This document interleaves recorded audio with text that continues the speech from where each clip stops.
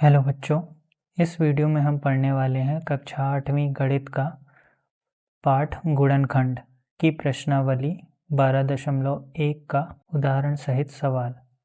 इस पाठ में हम क्या पढ़ने वाले हैं? गुणनखंडन पढ़ने वाले हैं, ठीक है ना। तो गुणनखंडन होता क्या है? पाठ शुरू करने से पहले कुछ चीज़ें जान लेते हैं। आपने पढ़ा है गुणनखंडन, है ना।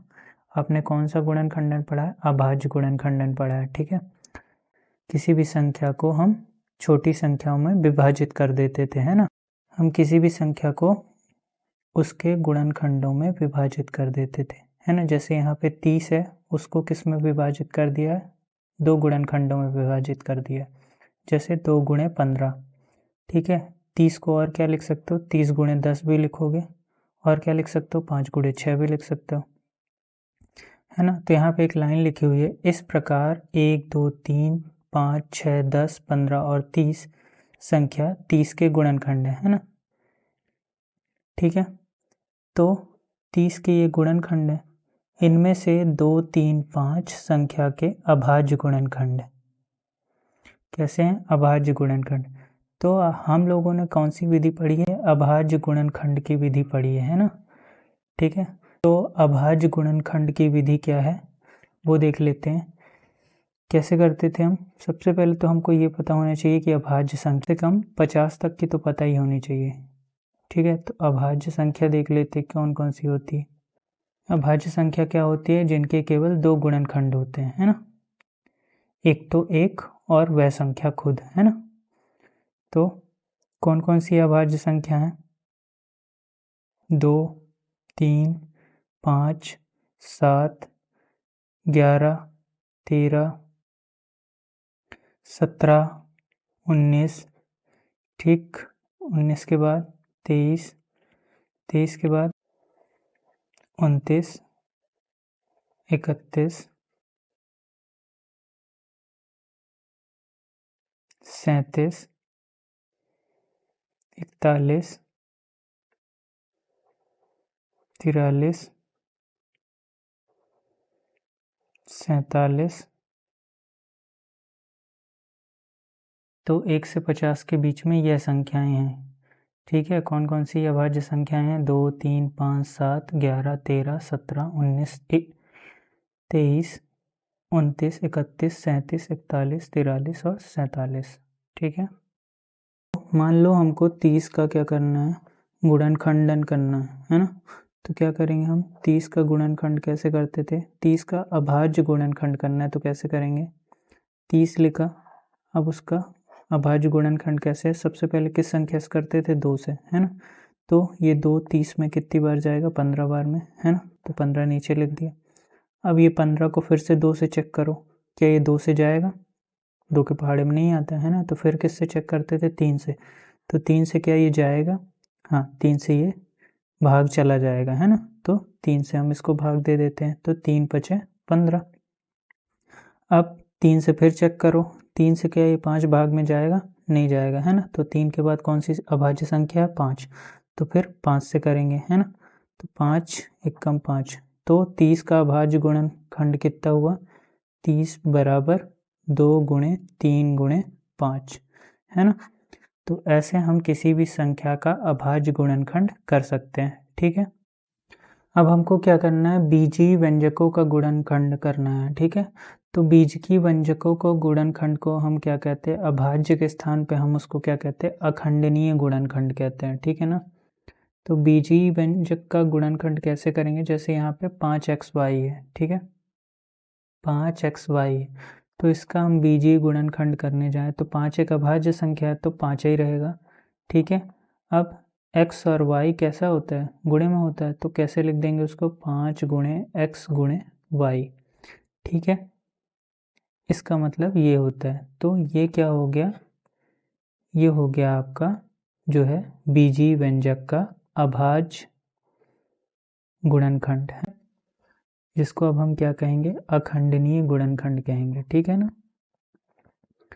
ठीक है, ऐसे ही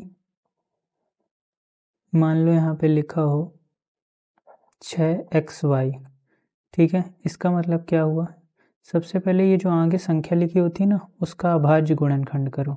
तो 6 का अगर आप अभाज्य गुणनखंड करने जाओगे तो 6 को पहले अभाज्य संख्या है गुणनखंड, 6 को आप क्या करो अभाज्य गुणनखंड करो। तो सबसे पहले 2 से करेंगे तो 2 से कितनी बार में चला जाएगा, 3 बार में भाग चला जाएगा, है ना। फिर 3 से करेंगे, है ना, 2 से नहीं जाएगा तो फिर आगे वाली संख्या से चेक करते थे। तो 2 के बाद 3, 3 से ये भाग चला गया। मतलब 6 को आप क्या लिख सकते हो, 6 की जगह पे आप लिख सकते हो 2 गुणे 3, है ना। तो इस 6xy को कैसे लिख सकते हैं, अखंडनीय गुणनखंड करके 6xy बराबर 2 गुणे 3 गुणे x गुणे y। ये एक्स वाई का मतलब क्या होता है, x गुणे वाई, है ना। तो 6xy का जो है अखंडनीय गुणनखंड कैसे हो गया, 2 गुणे 3 गुणे x गुणे y, ठीक है। ऐसे ही यहाँ पे एक संख्या और लिखी हुई है, एक व्यंजक और लिखा हुआ है 3x गुणे x प्लस 2। देखते हैं इसको कैसे करेंगे, 3x गुणे x प्लस 2, ठीक है। तो इसका मतलब क्या हुआ कि ये 3 गुणा है किसके साथ, x के साथ, और x के बाद ये x प्लस 2 भी गुणा है किसके साथ, इनके साथ गुणे में है, ठीक है। तो इस 3x गुणे x प्लस 2 को कैसे लिखेंगे, 3 गुणे x गुणे x प्लस 2, ठीक है, ऐसे लिखेंगे। ये क्या हो गया, अखंडनीय गुणनखंड हो गया, ठीक है। फिर ऐसे ही एक संख्या और लिखी हुई है 10x गुणे x प्लस 2 गुणे y प्लस 3, ठीक है। इसका मतलब भी क्या है, 10 गुणे x गुणे x प्लस 2 गुणे y प्लस 3, ठीक है। क्या ये अभी अखंडनीय गुणनखंड हुआ, बताओ, क्या ये अभी अखंडनीय गुणनखंड हुआ, अभी ये अखंडनीय गुणनखंड नहीं हुआ। क्यों, क्योंकि ये 10 को अभी हमको अभाज्य गुणनखंड करना पड़ेगा, है ना। तो 10 को अभाज्य गुणनखंड करो, सबसे पहले 2 से चला गया, 2 पंचे 10, है ना। फिर अब ये 3 से चेक करो, इसको 3 से जाएगा, नहीं जाएगा, है ना। फिर 3 के बाद कौन सी अभाज्य संख्या आती है, 5, तो 5 से चेक करो, ये चला जाएगा, 5 एकम 5, ठीक है। तो 10 को आप क्या लिख सकते हो, 2 गुणे 5 लिख सकते हो, है ना। तो इस 10 की जगह क्या लिख दो, 2 गुणे 5 गुणे x प्लस 2 गुणे y प्लस 3, ठीक है। तो अब ये हो गया आपका अखंडनीय गुणनखंड। क्या हो गया ये, अखंडनीय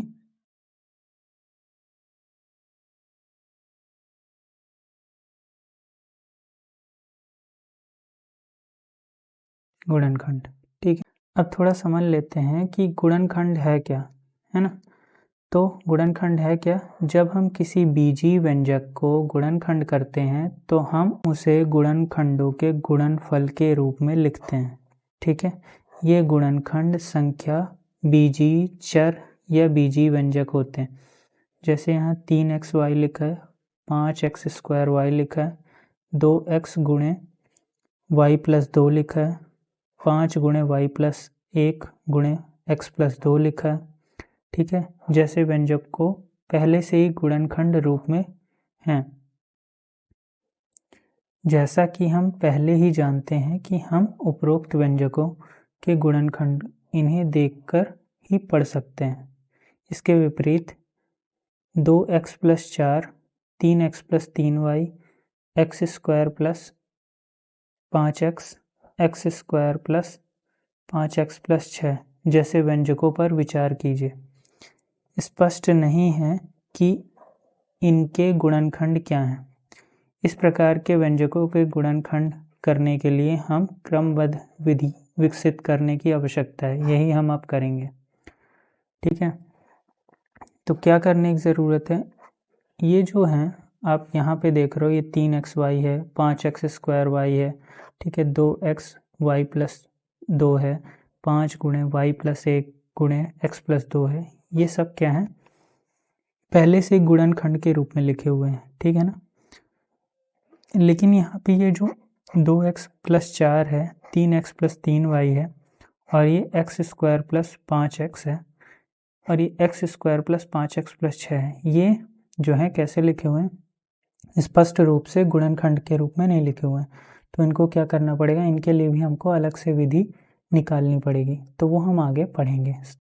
तो अभी हमने बात की थी कि 2x प्लस 4 जो है गुणनखंड के रूप में नहीं लिखा है ना, तो इसको कैसे लिखना पड़ेगा। अब सबसे पहले कुछ चीज़ें जान लेते हैं, जैसे 2x प्लस 4 लिखा है, ठीक है, तो ये है क्या, तो ये क्या है, ये व्यंजक है। क्या कहते हैं इसको, व्यंजक कहते हैं। जहाँ कहीं भी प्लस या माइनस का चिन्ह आ जाता है किसी व्यंजक में, तो वहाँ से क्या हो जाते हैं, पद अलग अलग पद हो जाते हैं ना, तो ये दोनों क्या हो गए, पद हो गए, ठीक है। तो इसमें कितने पद हैं, 2 पद हैं, ठीक है, क्योंकि बीच में प्लस आ गया ना, तो जहाँ से प्लस माइनस आ जाता है किसी व्यंजक में, तो वहाँ से पद बन जाते हैं। तो यहाँ पे कितने पद बन रहे हैं, 2 पद बन रहे हैं, ठीक है। एक कौन सा पद है, एक 2x है और एक 4 है, ठीक है। तो 2x को कैसे गुणनखंड कर सकते हो, 2 गुणे x कर सकते हो, ठीक है। और इस 4 को कैसे गुणनखंड कर सकते हो, 2 गुणे 2 करके कर सकते हो, ठीक है। अब इन दोनों का गुणनखंड हो गया। अब क्या करना पड़ेगा हमको, इन दोनों में देखो क्या आपको एक जैसा दिख रहा है, तो इसमें भी 2 है और इसमें भी 2 है ना। इन दोनों में क्या कॉमन है ना, एक जैसा क्या है, एक जैसे को ही हम कॉमन बोलेंगे, ठीक है ना। तो इन दोनों में एक जैसा क्या है, 2 है ना। तो क्या करें हम, 2 को अलग कर लें, तो 2x प्लस 4 को हम क्या लिख सकते हैं, अगर हम 2 बाहर निकाल लें, तो इस वाले से अगर हमने 2 बाहर निकाल लिया तो क्या बचा होगा, x बचा था, और इस वाले से भी हमने 2 बाहर निकाल लिया तो क्या बचा होगा, बीच में प्लस का चिन्ह था, है ना, दोनों के बीच में प्लस का चिन्ह, तो प्लस लगा दिया। अब 2 बाहर निकाल लिया तो क्या बचा होगा, 2 बचा होगा, है ना। तो 2x प्लस 4 को हम क्या लिख सकते हैं, 2 गुणे x प्लस 2 लिख सकते हैं, ठीक है ना।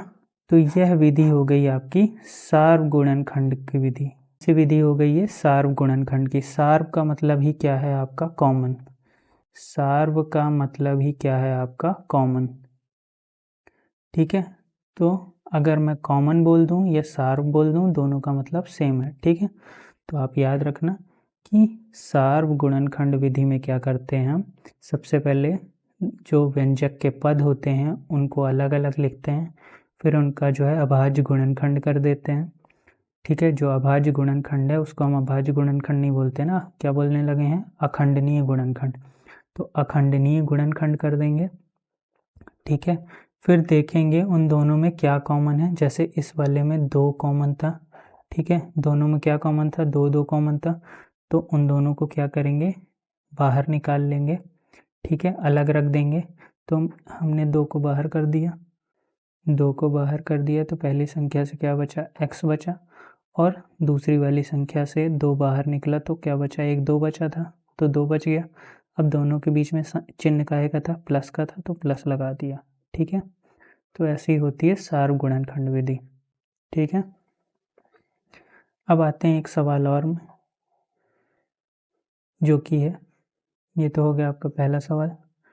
यहाँ पे दूसरा सवाल देख लेते हैं, 5xy प्लस 10x, ठीक है। तो 5xy लिख लो, उसका अखंडनीय गुणनखंड कर दो, तो 5xy का अखंडनीय गुणनखंड क्या होगा, 5 तो एक अभाज्य संख्या, तो 5 ही आ जाएगा, 5 गुणे x गुणे y, ठीक है। ऐसे ही 10x का क्या हो जाएगा, तो 10 को आप अगर अभाज्य गुणनखंड करोगे तो 2 गुणे 5 होगा, तो लिख लो 2 गुणे 5, ठीक है, गुणे x, ये हो गया इसका अभाज्य गुणनखंड, ठीक है। अब दोनों में देखो क्या क्या कॉमन दिख रहा है आपको, मतलब सार्व दिख रहा है, एक तो ये 5 दिख रहा है ना, और क्या दिख रहा है, x दिख रहा है दोनों में, है ना। तो मतलब क्या दोनों में क्या कॉमन दिख रहा है, दोनों में क्या सार्व दिख रहा है आपको, 5x दिख रहा है, तो 5x को बाहर लिख लेते हैं। सबसे पहले एक बार लिख लेते हैं, सवाल क्या था आपका, 5xy प्लस 10x, ठीक है, बराबर 5x अगर हमने बाहर निकाल लिया, तो अगर इस वाली संख्या में से हमने 5x को बाहर निकाल लिया तो क्या बचा, y बचा।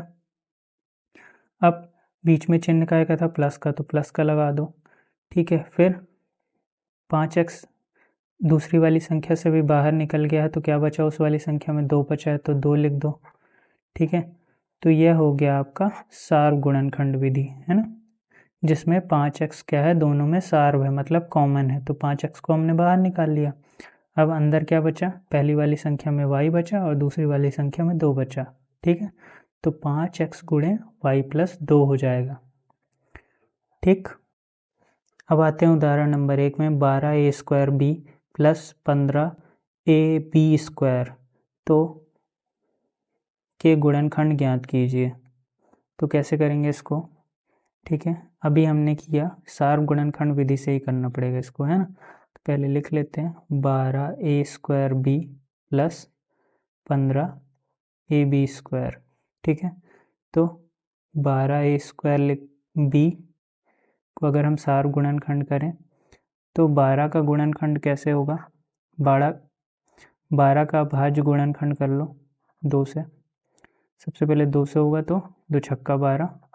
ठीक है, अभी ये 2 से जाएगा। ठीक है, कितनी बार में? 3 बार में, तो 3 बार में भाग चला गया। अब क्या ये 3 2 से जाएगा? नहीं जाएगा, है ना। तो फिर अगली अभाज्य संख्या क्या है? 3, तो 3 से कर लो, 3 एकम 3। 12 को आप क्या लिख सकते हो? 2 गुणे 2 गुणे 3। ठीक है, मतलब 12 को आपने क्या लिख दिया? 2 गुणे 2 गुणे 3 गुणे a² है, मतलब a कितनी बार गुणा होगा? 2 बार, तो a गुणे a हो गया।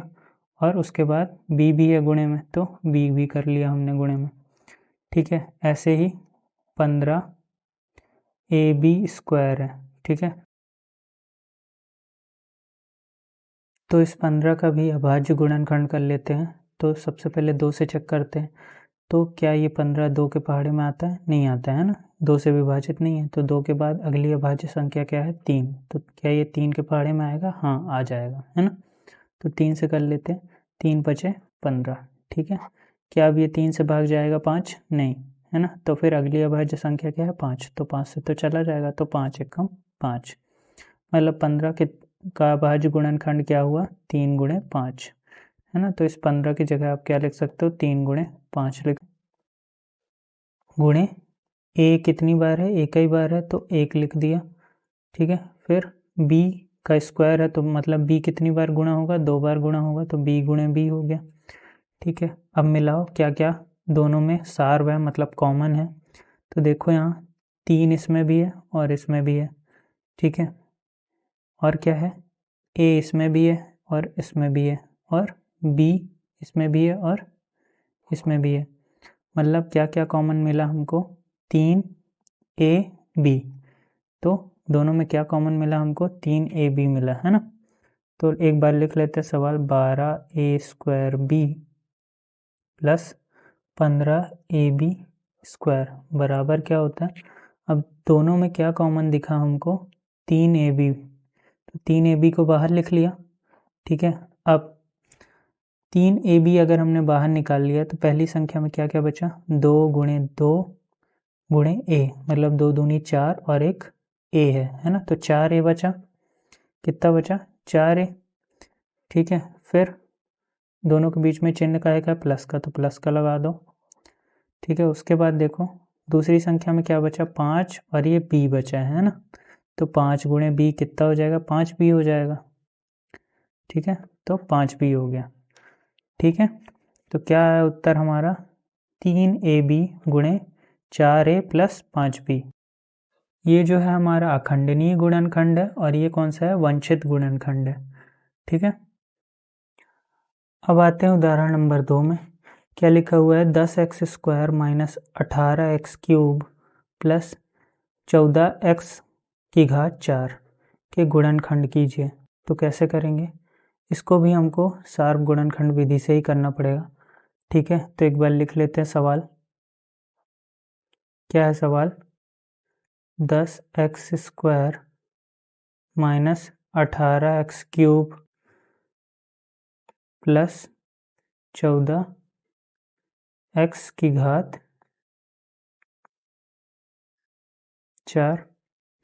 ठीक है, अब आपको पता है इसमें कितने पद दिख रहे हैं? 3 पद दिख रहे हैं। है ना। जहाँ से प्लस माइनस आ जाता है वहीं से पद बदल जाते हैं इसके। तो इसमें कितने पद हैं? 3 पद हैं। कौन कौन से? 10x² अभाज्य गुणनखंड करने जाएंगे, जिसको हम अखंडनीय गुणनखंड भी कहते हैं। तो कैसे करेंगे? 10 को हम क्या लिख सकते हैं? 2 गुणे 5 लिख सकते हैं, है ना। अब x² को क्या लिख सकते हैं? x गुणे x लिख सकते हैं, ठीक है।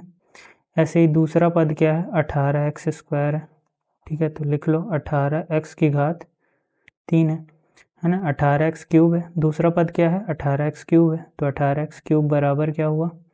अब 18 का हमको क्या करना पड़ेगा? अभाज्य गुणनखंड करना पड़ेगा। तो अब 18 का अभाज्य गुणनखंड कर लो।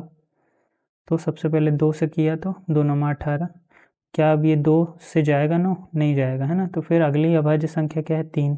तो 3 से किया हमने, तो 3 तिकाई 9। अभी भी ये 3 से चला जाएगा, तो 3 1 कम 3। तो 18 को कैसे लिख सकते हैं अभाज्य गुणनखंड में? 2 गुणे 3 गुणे 3, है ना। तो लिख दो यहाँ पे 2 गुणे 3 गुणे 3। और x की घात 3 को हम कैसे लिख सकते हैं? मतलब x कितनी बार गुणा होगा? 3 बार, है ना। x कितनी बार गुणा होगा? 3 बार, है ना। तो x गुणे x गुणे x, ठीक है। अब ऐसे ही अगला क्या है आपका पद? 14x की घात 4, है ना। तो 14 का भी हम अभाज्य गुणनखंड कर लेते हैं। तो 14 का अभाज्य गुणनखंड करेंगे तो कितनी बार में होगा? 2 सत्ते 14। और उसके बाद देखो 3 से जाएगा क्या ये? 7 नहीं। फिर 3 के बाद अगली अभाज्य संख्या 5, तो 5 से जाएगा क्या ये? नहीं। तो 5 के बाद अगली अभाज्य संख्या 7 है, तो 7 के पहाड़े में आता है 7, तो 7 से चला जाएगा। 7 एकम 7, मतलब 14 को क्या लिख सकते हो आप? 2 गुणे 7 लिख सकते हो। तो 14 को क्या लिख देंगे? 2 गुणे 7, ठीक है। गुणे x की घात 4 है, मतलब कितनी बार गुणा होगा? 4 बार, ठीक है। अब देखो तीनों में क्या समान दिख रहा है, मतलब सार्व दिख रहा है, कॉमन दिख रहा है। तो सबसे पहले देखो 2 कॉमन है, इसमें भी है, इसमें भी है और इसमें भी है, ठीक है। और क्या कॉमन दिख रहा है? एक x दिख रहा है, इसमें भी x दिख रहा है, इसमें भी x दिख रहा है। और क्या दिख रहा है? इसमें एक और x दिख रहा है, इसमें भी दिख रहा है और इसमें भी दिख रहा है। मतलब क्या कॉमन दिखा? क्या सार्व दिखा? 2x गुणे x, मतलब 2x² कॉमन दिखा। एक बार सवाल लिख लेते हैं। 10x² minus 18x³ plus 14x की घात 4, ठीक है, बराबर। अब देखो क्या क्या दिख रहा है? 2x² है तीनों में, तो 2x² को बाहर निकाल लिया हमने। अब पहली वाली संख्या से क्या क्या बचा? ये देखो, तो पहली वाली संख्या में क्या क्या बचा है? 5 बचा है केवल, है ना। तो लिख लो यहाँ पे 5, ठीक है। अब संख्या के दोनों संख्या के बीच में चिन्ह का आएगा माइनस का, तो माइनस लगा दो। अब दूसरी संख्या में देखो क्या क्या बचा है? ये 3 3 और ये x बचा है ना। तो 3 गुणे 3 गुणे x, तो 3 तिकाई 9 और एक x गुणा हुआ तो 9x हो जाएगा। तो क्या आ जाएगा? 9x, ठीक है। अब काहे का चिन्ह है? प्लस का, तो प्लस लगा दो यहाँ पे। फिर उसके बाद अगली संख्या में देखो क्या क्या बचा है कॉमन निकालने के बाद, सार्व निकालने के बाद क्या क्या बचा है? 7 बचा है और 2 x बचे हैं, है ना। तो 7 गुणे x, तो क्या हो गया? 7 और x गुणे x² तो 7 गुणे x², 7x²। तो क्या आ जाएगा? 7x² आ जाएगा, ठीक है ना। तो यह हो गया आपका क्या? यह होगा आपका जो है वांछित गुणनखंड, ठीक है। इसको और क्या लिख सकते हो? हम ये जानते हैं कि सबसे पहले हम घात वाले जो पद हैं उसको पहले लिखते हैं, फिर जो है चर राशि वाले पद लिखते हैं, उसके बाद अचर राशि वाले पद लिखते हैं, है ना। तो लिखें, सबसे पहले घात वाली लिखेंगे, ब्रैकेट के अंदर क्या आएगा? सबसे पहले 7x², फिर जो है चर राशि वाला, तो चर राशि वाला ये है 9x, तो उसका चिन्ह कैसा है? माइनस है, तो -9x हो गया। फिर 5, तो यहाँ पे चिन्ह काहे का आएगा, प्लस का, क्योंकि 5 के आगे चिन्ह काहे का, प्लस का है, जो कि लिखना नहीं है, तो उसको हम कैसे लिख सकते हैं, +5। ठीक है, तो हम एक तरीके से ऐसे भी क्या कर सकते हैं, उसको बड़ी घात से छोटी घात की तरफ जमा सकते हैं। ठीक है, अब आते हैं एक और चीज़ पढ़ लेते हैं, पदों के पुनः समूहन द्वारा गुणनखंड। ठीक है, तो इसका मतलब क्या बोल रहे हैं कि अब आपको 2 व्यंजक दिए हुए हैं और उन दोनों व्यंजक का क्या करना है, साथ में गुणनखंडन करना है। ठीक है, तो क्या करेंगे, हम दोनों को अलग अलग, दोनों का गुणनखंड करके फिर उन दोनों को में से एक साथ उनका गुणनखंड कर देंगे। ठीक है, तो इसको भी देख लेते हैं क्या बोल रहा है। जैसे यहाँ पे एक व्यंजक है, ठीक है, क्या, 2xy + 2y। ठीक है, तो यहाँ पे कितने पद दिख रहे हैं आपको, 2 पद दिख रहे हैं, कौन कौन से, 2xy। ठीक है, इसका अगर हम अभाज्य गुणनखंड करेंगे तो क्या कह सकते हैं, 2 × x × y। ठीक है, और दूसरा पद क्या है, 2y। ठीक है, तो इसको भी हम क्या लिख सकते हैं, अभाज्य गुणनखंड विधि से 2 × y। ठीक है, अब देखो दोनों में क्या कॉमन दिख रहा है, 2 और 2 दिख रहा है, और y दिख रहा है ना। तो अगर हम इसका सार गुणनखंड कर दें तो क्या होगा, 2xy + 2y बराबर 2y, दोनों में कॉमन है तो निकाल लो बाहर। ठीक है, अब पहली संख्या से क्या बचा, पहली संख्या में केवल क्या बचा है, x बचा है। ठीक है, बीच में चिन्ह काहे का, दोनों के बीच में प्लस का। ठीक है, अब दूसरी संख्या में क्या बचा, दूसरी संख्या में तो कुछ नहीं बच रहा है, तो हम क्या लिख दें, यहाँ पे 0 लिख दें, है ना, 0 लिख दें। एक बात बताओ, अगर हम 0 लिख देंगे यहाँ पे तो इसका मतलब क्या हो जाएगा, ये कुछ ऐसा हो जाएगा, 2y गुणे, जब ये 2y अंदर गुणा करोगे आप तो क्या होगा, ये अगर यहाँ पे हम 0 लिख दें तो इसका मतलब क्या है, 2y का अगर आप गुणा करोगे अंदर तो ये 2y इससे गुणा होगा x से, तो क्या हो जाएगा, 2xy हो जाएगा। लेकिन ये जब ये बीच में प्लस लग गया और जब ये 0 से गुणा होगा तो यहाँ तो क्या हो जाएगा, 0। तो क्या ये जो है ये संख्या मिली, नहीं ना, तो 0 यहाँ नहीं होगा, यहाँ पे क्या रखना पड़ेगा हमको, यहाँ पे हमको 1 रखना पड़ेगा। ठीक है, तो जब भी कोई भी संख्या ना बचे, जो है सार्व निकालने के बाद कोई संख्या ना बचे तो उसकी जगह पे हमको क्या रखना है, 1 रखना है, ना कि 0। क्या रखना है यहाँ पे, 1 रखना है, 0 नहीं रखना है। ठीक है ना, याद रखना है ये चीज़ हमको। तो इसीलिए यहाँ पे क्या बचा होगा, 1 बचा होगा। ठीक है, तो यहाँ पे क्या रखोगे आप, 1 रखोगे। ठीक है ना, तो यह हो गया आपका पहला व्यंजक। ठीक है, ऐसे दूसरा व्यंजक क्या है हमारा, 3x + 3 है। ठीक है, तो यहाँ पे भी 2 पद हैं, तो क्या क्या है, 3x को क्या लिख सकते हो, 3 × x लिख सकते हो, और 3 को क्या लिख सकते हो, 3 × 1 लिख सकते हो, है ना। ठीक है, अब देखो दोनों में क्या कॉमन दिख रहा है, 3 कॉमन दिख रहा है। ठीक है, तो 3x + 3 को क्या लिख सकते हो, 3 अगर हमने सार्व निकाल लिया, कॉमन निकाल लिया, तो पहली संख्या में क्या बचा, x बचा। अब दोनों के बीच में चिन्ह का है प्लस का, तो प्लस लगा दिया।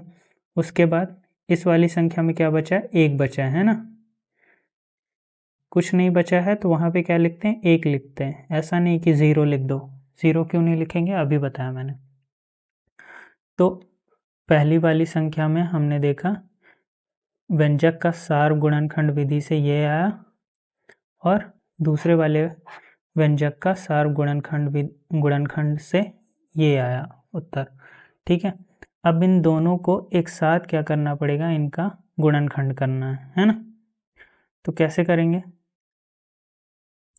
अब इन दोनों सवाल में देखो आप अगर ध्यान दोगे, ठीक है, सवाल आपका क्या था, सवाल आपका ये था, क्या था, 2xy + 2y + 3x + 3 था। ठीक है, तो आप देख रहे हो 2xy में से x+1 है और 3x+3 में भी x+1 है, मतलब दोनों में क्या सार्व है, x+1 सार्व है, मतलब कॉमन है। तो इनको अगर हम बाहर निकाल दें, x+1 को बाहर निकाल दें, तो पहली वाली संख्या से क्या बचा, पहले वाले व्यंजक में क्या बचा, 2y बचा, तो उसको ब्रैकेट के अंदर 2y लिख दो। और दूसरे वाले व्यंजक से x+1 को अगर हमने सार्व निकाल दिया, कॉमन निकाल दिया, तो क्या बचा, 3 बचा। तो दोनों के बीच में चिन्ह का है, प्लस का है, तो प्लस लगा दो और 3 लिख दो। ठीक है, तो 2xy + 2y + 3x + 3 को क्या लिखोगे आप, अगर उसका पुनः गुणनखंड कर रहे हो तो कैसे लिखोगे उसको, x+1 गुणे 2y + 3। ठीक है, और यह क्या, कौन सी विधि है, यह है गुणनखंड की अखंडनीय विधि। ठीक है ना। ठीक, और इसी विधि को आगे बढ़ाने पे क्या बन जाता है, ये पुनः समूहन विधि हो जाती है ना। इसी को हम क्या कहते हैं, पुनः समूहन विधि। ठीक है, तो इसका उत्तर देखो कितना आया है, 2y + 3 गुणे x+1। ठीक है, अब आते हैं उदाहरण नंबर 3 में। 6xy - 4y + 6 - 9x। तो इसको कैसे करेंगे। ठीक है, यहाँ पे पहला चरण क्या बोल रहा है, जांच कीजिए कि सभी पद में कोई सार्व गुणनखंड है या कोई नहीं है। तो अगर ध्यान से देखोगे तो हमको कोई भी सार्व गुणनखंड नहीं दिखेगा, है ना, न 2 है,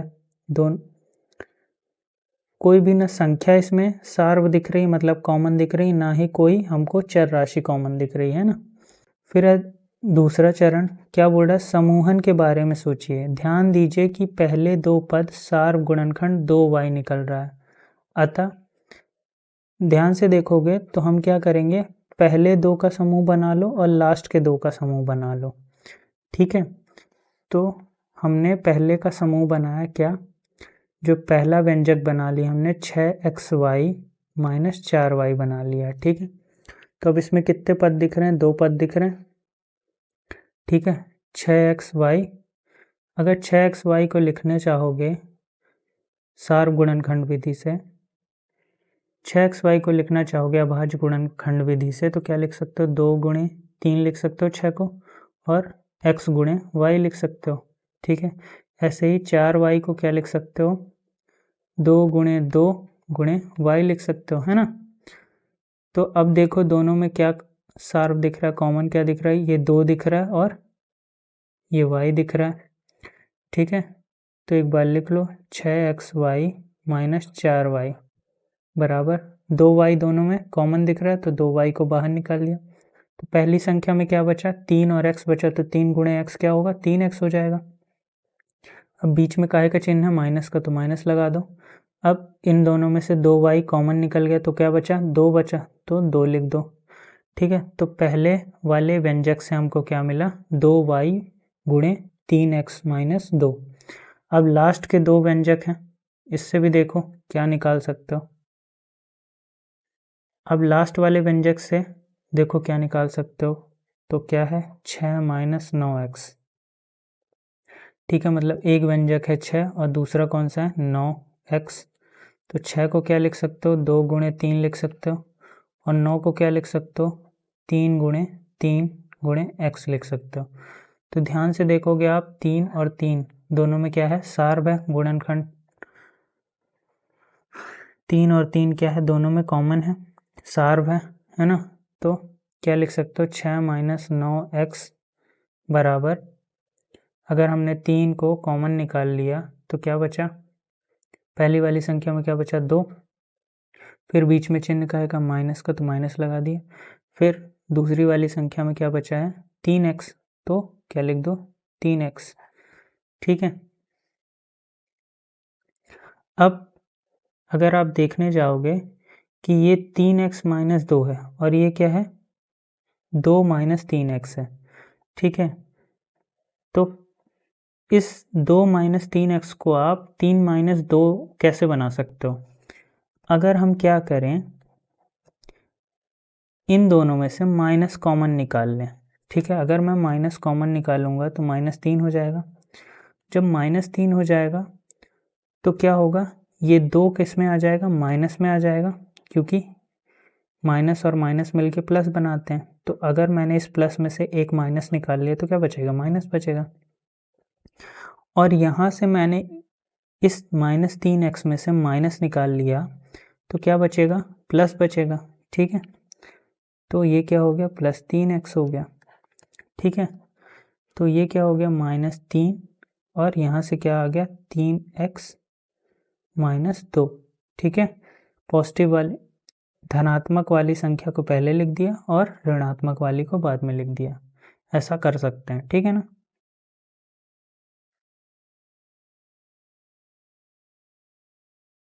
तो अब आप ध्यान दोगे कि 3x - 2 और 3x - 2 दोनों में कॉमन है। ठीक है, तो क्या लिख सकते हैं, पहले जो सवाल है वो लिख लेते हैं। 6xy - 4y + 6 - 9x। ठीक है, तो बराबर 3x - 2 दोनों में कॉमन है, तो 3x - 2 कॉमन है तो उसको बाहर निकाल लिया हमने। और क्या बचा, पहली वाली संख्या में क्या बचा है, 2। पहली वाली संख्या में क्या बचा है, 2y, तो 2y लिख लिया। फिर दोनों के बीच में चिन्ह का है, प्लस का है। दोनों के बीच में चिन्ह का है, प्लस का है, तो यहाँ पे भी क्या आ जाएगा, प्लस आ जाएगा। ठीक है, और इस वाली संख्या में से क्या बचा, -3, तो उसको -3 को ब्रैकेट में लिख दो। ठीक है, आगे किया हमने 3x - 2, और ये अंदर वाला ब्रैकेट खोल दिया तो क्या हो जाएगा, 2y ± -3। ठीक है, तो ये हो गया आपका जो है गुणनखंड, जो कि कितना आया, 3x - 2 गुणे 2y - 3। ठीक है, प्रश्नावली 12.1 के सवाल नंबर 1 में दिए हुए पदों में सार्व गुणनखंड ज्ञात कीजिए। तो इसमें क्या निकालना, हमको सार्व गुणनखंड विधि से हल करना है इसको। ठीक है, तो पहला सवाल है हमारा 12x और 36। ठीक है, तो 12x को अगर हम करने जाएं सार्व गुणनखंड विधि से, तो 12 को पहले हम क्या कर लें, उसका अभाज्य गुणनखंड कर लेते हैं। ठीक है, तो 12 का हमने अभाज्य गुणनखंड किया तो कितना आया, 2 से किया, 2 छक्का 12, फिर 2 से किया तो 2 तिहाई 6 हो गया, फिर 3 से भाग दिया तो कितना आ गया, 3 एकम 3। तो 12 को हम क्या लिख सकते हैं, 2 गुणे 2 गुणे 3 लिख सकते हैं। ठीक है ना, ऐसे ही तो 12 को क्या लिख दिया हमने, 2 गुणे 2 गुणे 3 गुणे एक x का गुणा है तो x लिख दिया। ठीक है, अब 36 है तो 36 का भी अभाज्य गुणनखंड कर लो। ठीक है, तो 36 का हमने अभाज्य गुणनखंड किया 2 से, तो 18 दूनी 36, फिर अभी भी ये 2 से हो जाएगा तो 2 9 18। अब ये 2 से होगा क्या, 2 के पहाड़े में 9 नहीं आता, तो 2 के बाद अगली अभाज्य संख्या क्या है, 3, तो 3 से भाग चला जाएगा ये 9, तो 3 तिहाई 9। फिर आगे फिर से 3 से भाग देना पड़ेगा तो 3 एकम 3। ठीक है, तो 36 का कितना हो गया अभाज्य गुणनखंड, 2 गुणे 2 गुणे 3 गुणे 3। ठीक है, 36 को भी लिख लो, 2 गुणे 2 गुणे 3 गुणे 3।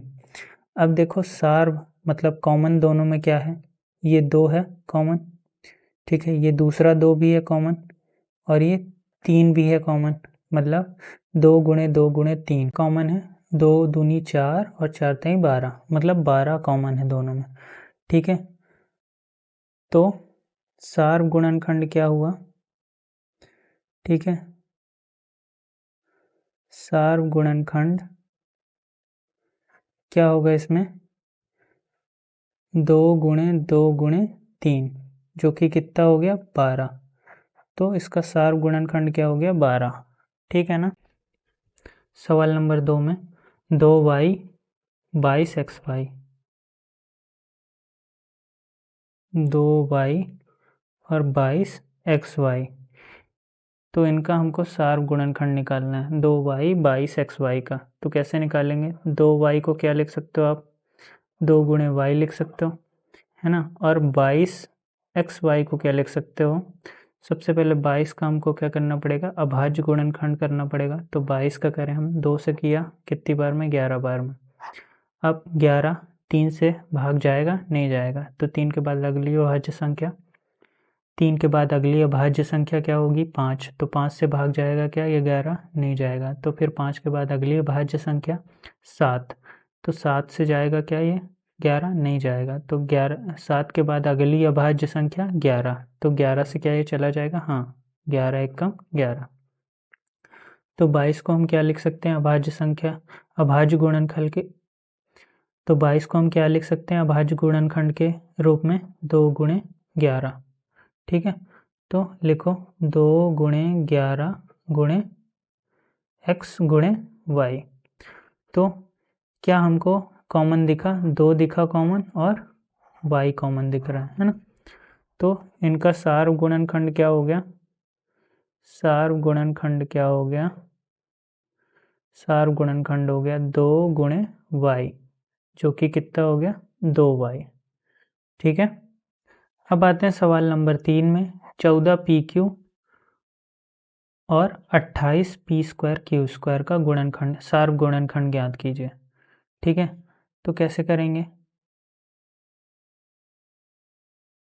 देखो सबसे पहले है 14 PQ, तो 14 PQ को क्या लिख सकते हो आप, 14 का अगर अभाज्य गुणनखंड करेंगे तो 2 गुणे 7 होगा।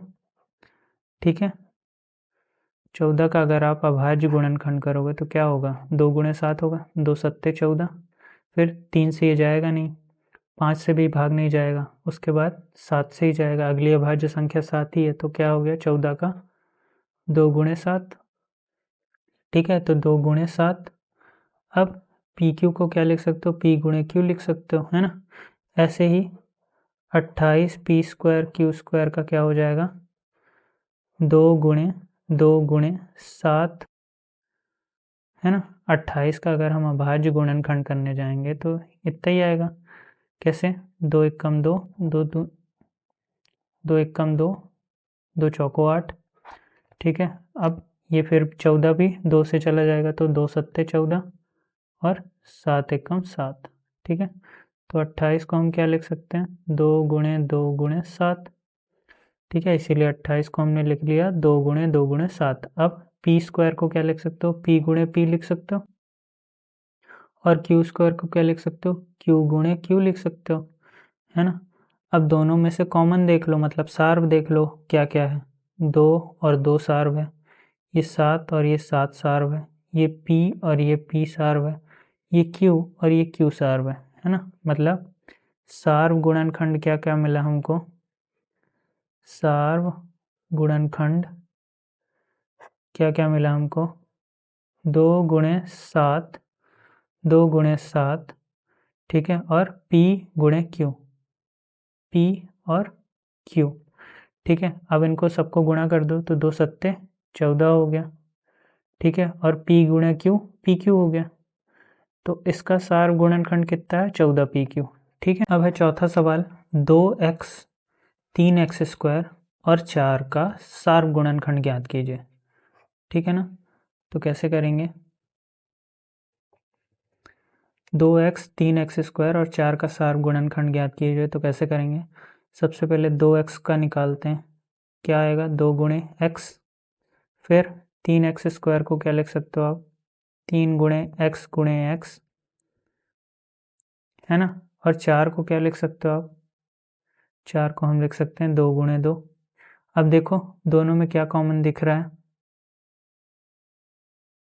कुछ कॉमन दिख रहा है, 2 क्या इसमें है, नहीं है, इसमें है लेकिन इस वाले में नहीं है, तो 2 कॉमन नहीं है। x देख लो, x इसमें है लेकिन लास्ट वाले में नहीं है। तो तीनों में जब कुछ भी कॉमन नहीं होता, तीनों में कुछ भी सार्व नहीं होता, तो क्या सार्व होता है, एक सार्व होता है। क्या सार्व होता है, एक, है ना। जब तीनों में कुछ भी सार्व नहीं होता तो सार्व क्या होता है वहाँ पे, मतलब कॉमन क्या होता है, जब हमको कोई भी कॉमन नहीं मिलता ना, तो हम क्या कहते हैं, वहाँ पे क्या कॉमन है, एक कॉमन है ना। तो यहाँ पे सार्व गुणनखंड क्या हो जाएगा,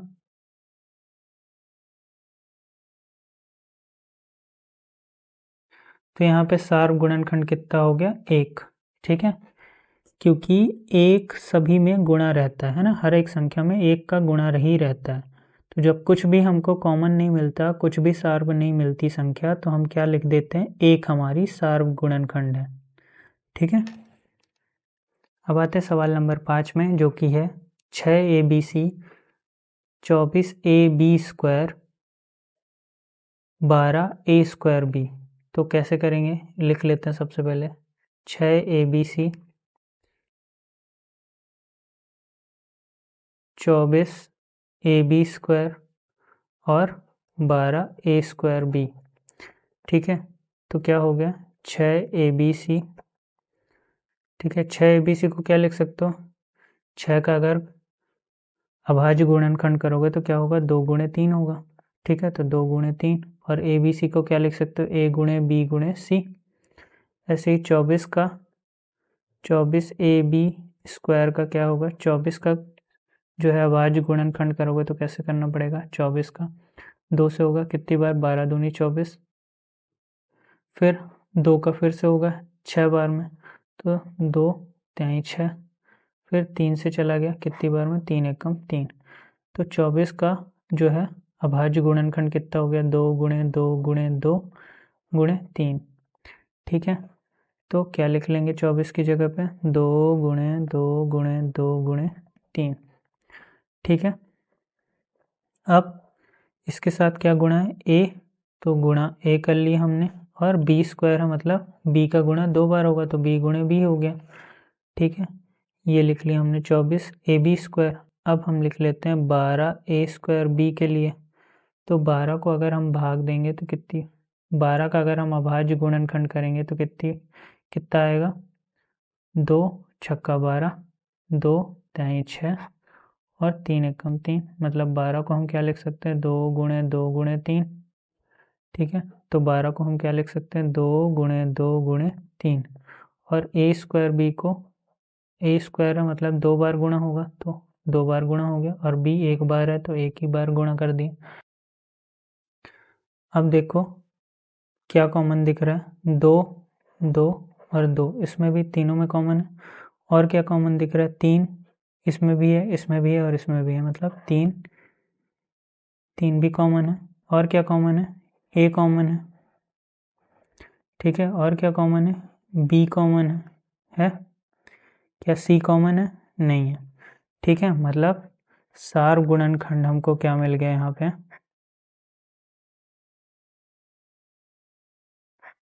सार्व गुणनखंड क्या मिला, 2 गुणे 3 गुणे a गुणे b, ठीक है। और कुछ क्या कॉमन दिख रहा है, नहीं दिख रहा है ना।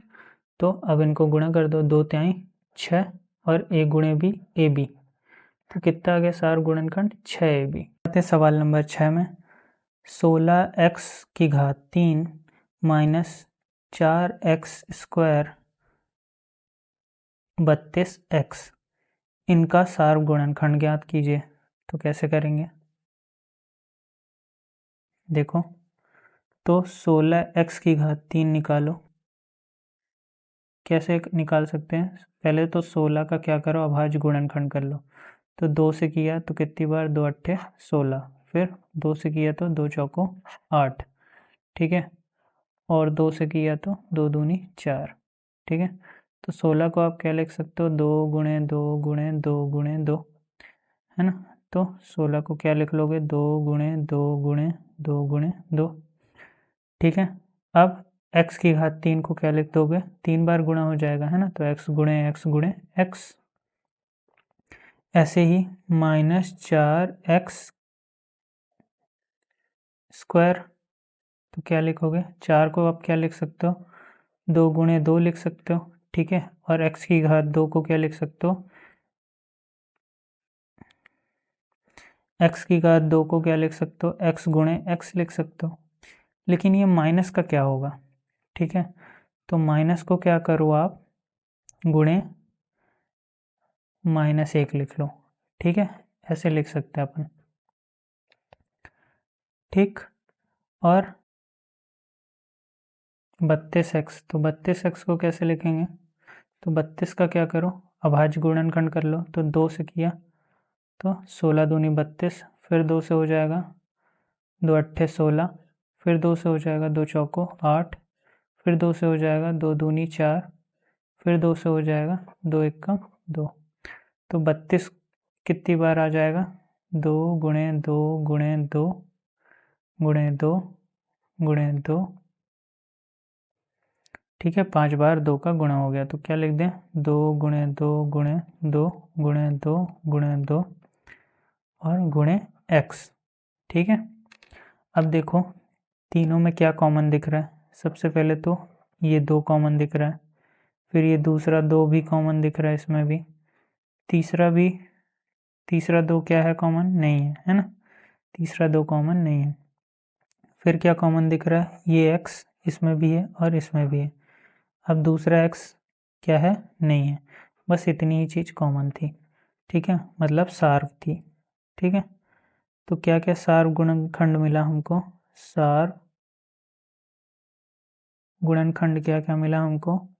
सार्व गुणनखंड मिला हमको 2 गुणे 2 गुणे x, तो 2 दूनी 4 और 4 गुणे x 4x, तो ये हो गया इसका सार्व गुणनखंड, ठीक है। क्या हुआ सार्व गुणनखंड? 4x। अब आते हैं 7वें सवाल पे। 10 PQ 20 QR 30 RP का सार्व गुणनखंड ज्ञात कीजिए। तो 7वां सवाल, 10 PQ 20 QR और 30 RP। तो कह रहे हैं 10 PQ को क्या लिख सकते हो आप? 10 को क्या लिख सकते हो? 2 गुणे 5 गुणे P गुणे Q, ठीक है। 20 QR को क्या लिख सकते हो आप? 2 गुणे 5 गुणे Q गुणे R, ठीक है। ऐसे ही 30 RP को क्या लिख सकते हो आप? 30 RP को हम क्या लिख सकते हैं? 2 गुणे 3 गुणे 5 गुणे R गुणे P, ठीक है। अगर आप देखोगे तो 10 का अभाज्य गुणनखंड करोगे तो कितनी बार में जाएगा? 2 पंचे 10, 5 एकम 5, है ना। तो 10 को क्या लिख सकते हो? 2 गुणे 5 लिख सकते हो। ऐसे ही अगर आप 20 का करोगे अभाज्य गुणनखंड तो क्या होगा? 2 दाहम 20, फिर 2 पंचे 10 और 5 एकम 5, तो 20 को हम क्या लिख सकते हैं? 2 गुणे 5। ऐसे ही 30 को क्या लिख सकते हो? 2 से किया तो 15 और 3 से भाग दिया तो 3 पचे 15 और 5 से तो 5 एकम 5, ठीक है। तो 30 को क्या लिख सकते हो? तो 30 को क्या लिख सकते हो? 2 गुणे 3 गुणे 5, ठीक है। अब तीनों संख्या में देखो सार्व क्या मिल रहा है, कॉमन क्या क्या मिल रहा है? 2 मिल रहा है, ठीक है, और ये 5 भी मिल रहा है, और क्या मिल रहा है? P, क्या तीनों में P है? नहीं है। Q, क्या तीनों में Q है? नहीं। R, तीनों में नहीं है। तो केवल क्या मिला हमको? 2 और 5 मिला हमको सार्व, मतलब कॉमन मिला हमको, ठीक है। तो सार्व गुणनखंड क्या हो गया हमारा?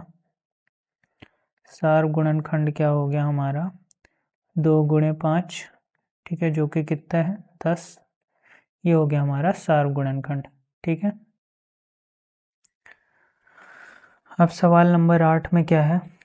3x square Y square 10x cube Y square 6x square Y square Z, इनका सार्व गुणनखंड ज्ञात कीजिए। तो 3x स्क्वायर वाई स्क्वायर को क्या लिख सकते हो आप? 3 गुणे एक्स स्क्वायर को x गुणे x और वाई स्क्वायर को y गुणे y, ठीक है।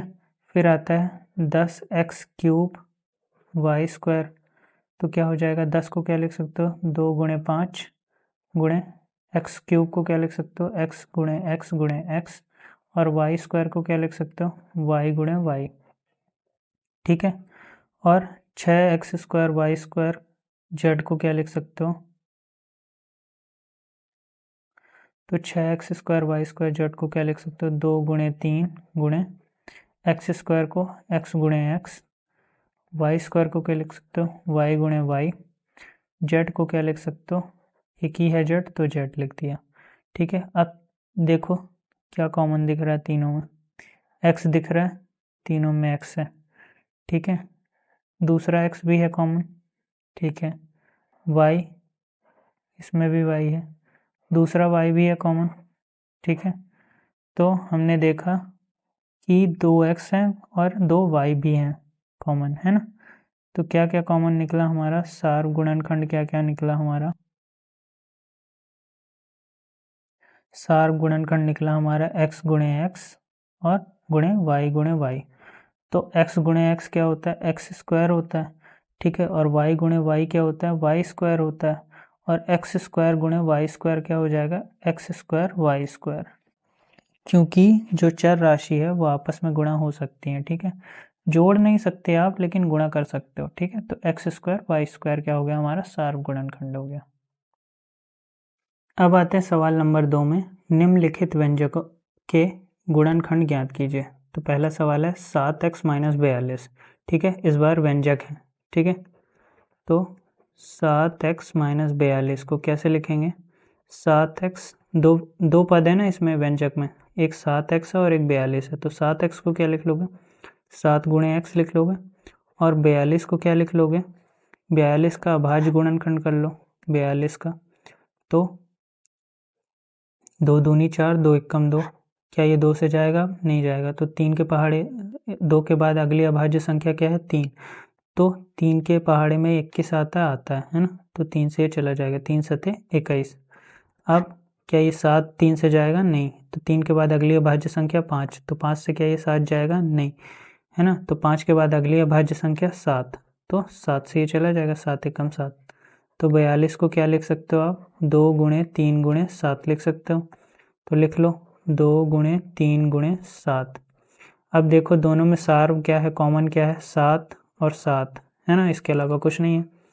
तो लास्ट में लिखेंगे 7x - 42 बराबर, क्या है दोनों में कॉमन, 7 है। तो 7 बाहर लिख लिया हमने, अंदर क्या बचा, पहली वाली संख्या में क्या बचा है, x, तो x लिख लिया। अब बीच में काहे का चिन्ह है, माइनस का, तो माइनस लगा दो। दूसरी वाली संख्या में क्या बच रहा है, 2 गुणे 3 बच रहा है, मतलब 2 तिहाई 6, तो क्या बच रहा है, 6 बच रहा है ना। तो क्या हुआ, व्यंजकों का गुणनखंड 7 गुणे x - 6, क्या है, 7 गुणे x - 6। ठीक है, अब आते हैं सवाल नंबर 2 में, 6p - 12q। ठीक है, तो 6p - 12q को कैसे करेंगे, 6p लिख लिया हमने। तो 6p को क्या लिख सकते हो, 2 गुणे 3 गुणे p लिख सकते हो, है ना। और 12q को क्या लिख सकते हो, 2 गुणे 2 गुणे 3 लिख सकते हो, गुणे q। ठीक है, तो अब देखो दोनों में क्या कॉमन दिख रहा है, ये तो 2 कॉमन दिख रहा है और 3 कॉमन दिख रहा है, इसके अलावा कुछ कॉमन नहीं दिख रहा है ना। तो एक बार लिख लेते हैं, 6p - 12q बराबर, ठीक है, क्या कॉमन दिख रहा है, 2 तिहाई 6, तो 6 को बाहर लिख लिया हमने। अब पहली संख्या में से 6 बाहर निकल गया तो क्या बचा, p बचा है, तो p लिख दो। बीच में चिन्ह का है माइनस का, तो माइनस लगा दिया। अब दूसरी संख्या में क्या क्या बच रहा है, कॉमन निकालने के बाद 6 कॉमन निकाल दिया, तो ये 2 और ये q बच रहा है। तो 2 गुणे q क्या होता है, 2q होता है, तो 2q लिख दिया। तो ये हो गया हमारा जो है व्यंजकों का सार गुणनखंड। ठीक है, सवाल नंबर 3, 7a² + 14a। तो कैसे करेंगे इसको, तो 7a² कितने पद हैं, 2 पद है ना। तो अलग अलग पदों का क्या कर लेते हैं, अभाज्य गुणनखंड कर लेते हैं। तो 7a² को क्या लिख सकते हो, 7 गुणे a लिख सकते हो। क्यों, क्योंकि 7 एक अभाज्य संख्या है। अब 7 को अगर 2 से गुणा करेंगे तो 14 आ जाएगा, है ना। 14a को क्या लिख सकते हो, 14 को क्या लिख सकते हो, 2 गुणे 7 लिख सकते हो, 7 दूनी 14। ठीक है, तो अभाज्य गुणनखंड 14 का क्या होगा, 2 गुणे 7 ही तो होता है। ठीक है, और गुणे a। अब देखो कॉमन क्या क्या दिख रहा है, ये 7 और ये 7 कॉमन दिख रहा, और ये a और a दिख रहा है कॉमन, मतलब 7a² प्लस 14a बराबर, दोनों में क्या कॉमन दिखा हमको, 7 गुणे 7a दिखा। ठीक है, अब पहली वाली संख्या में 7a निकल गया तो क्या बचा, a बचा है तो a लिख दिया। अब दूसरी वाली संख्या में क्या 7a कॉमन निकल गया तो क्या बचा, 2 बस बचा है, बीच में चिन्ह का है प्लस का, तो प्लस लगा दो और 2 लिख दो। ठीक है, कितना आ गया व्यंजक का सार गुणनखंड, 7a गुणे a प्लस 2, कितना आ गया 7a गुणे a प्लस 2। अब आते हैं सवाल नंबर 4 में, -16z प्लस 20z क्यूब है। ठीक है, तो इसको कैसे हल करेंगे, इसका भी गुणनखंड करना है ना हमको। ठीक, तो कैसे करेंगे, इस -16z को अगर हम लिखें तो क्या लिखेंगे, 16 का सबसे पहले अभाज्य गुणनखंड करो, 16 का कैसे होगा, 2 अट्ठे 16, फिर ये 2 से चला जाएगा, 2 चौको 8, फिर ये 2 से कट जाएगा, 2 दूनी 4, फिर 2 से और कट गया, 2 एकम 2, तो 16 को क्या लिख सकते हो, 2 गुणे 2 गुणे 2 गुणे 2। ठीक है, ठीक है, और ये जेड भी गुणे में है तो जेड को भी गुणा कर लो। अब ये माइनस चिन्ह है तो माइनस चिन्ह के लिए मैंने बताया था क्या गुणा कर लेते हैं, -1 गुणा कर लेते हैं। ठीक है, हमेशा ऐसे ही कर लेंगे हम। ठीक है, अब फिर है 20z क्यूब, तो 20z क्यूब को क्या लिख सकते हो आप, 20 का सबसे पहले अभाज्य गुणनखंड कर लो, तो 2 दाहम 20, 2 पंचे 10 और 5 एकम 5, तो 20 को क्या लिख सकते हो, 20 को क्या लिख सकते हो आप, 2 गुणे 2 गुणे 5, तो लिख लिया हमने 20 को 2 गुणे 2 गुणे 5। ठीक है, जेड की घात कितनी है, 3 है, तो कितनी बार गुणा हो जाएगा, 3 बार, जेड गुणे जेड गुणे जेड।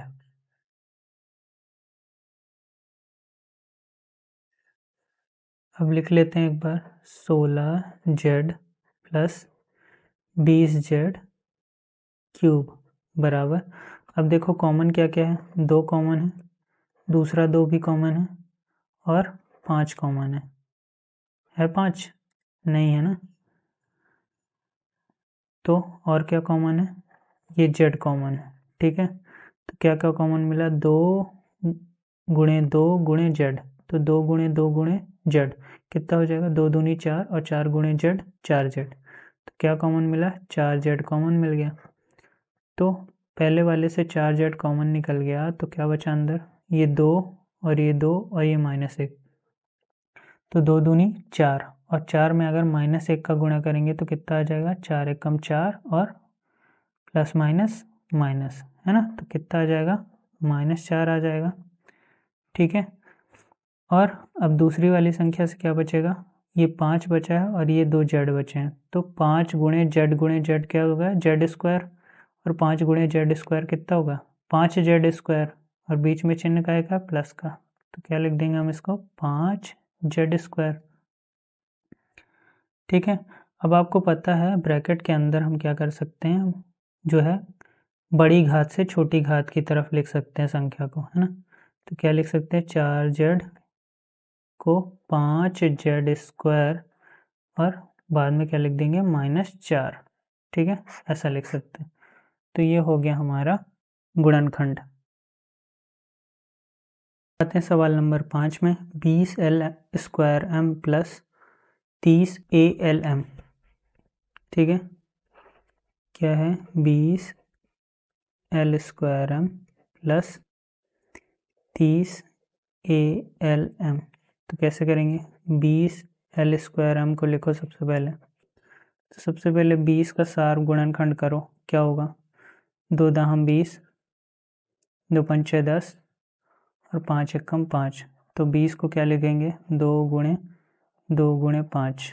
ठीक है, और 30 को क्या लिख सकते हो, 2 से किया हमने, 15 दूनी 30, गया क्या ये 2 से जाएगा, नहीं, तो उसके बाद 3 से चेक करो, 3 पचे 15, मतलब 3 से जा सकता है, ये भाग जा सकता है ना, तो 3 पचे 15 हो गया। अब 3 से चेक करो 5 जाएगा, नहीं जाएगा, है ना।